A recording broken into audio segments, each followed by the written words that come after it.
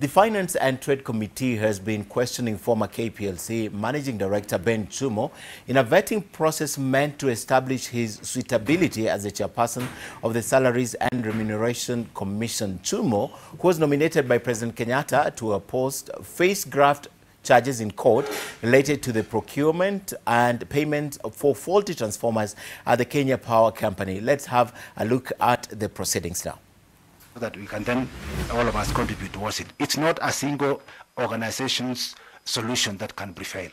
Thank you, Chairman. All right, Dr. Chumo, you know, in the private sector, there have been, a lot of stories about wage bill, and in our view, the previous commission was only geared towards one direction, on reducing wage bill by attempting to reduce existing salaries of people, to the extent that if you are working on sustainable employment practices, making people work in terms of encouraging them, motivating employees, then you talk about the reduction of salaries. What is your take on this particular issue when it comes to international practices and international law on reduction of salaries of people?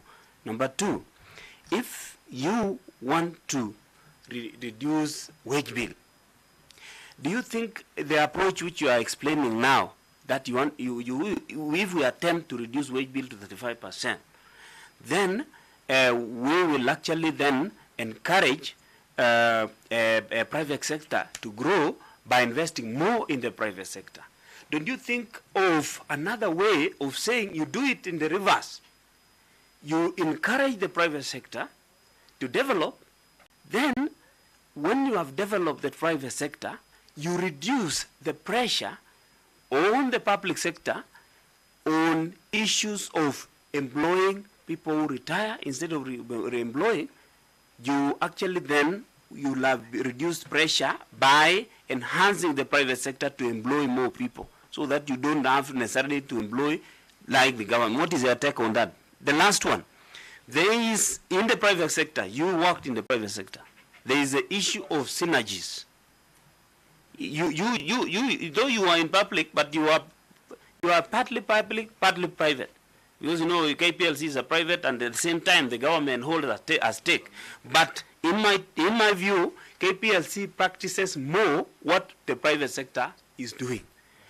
The issue of synergies, where you necessarily don't have to have a HR manager in every sector, but you have as HR manager who then is shared among.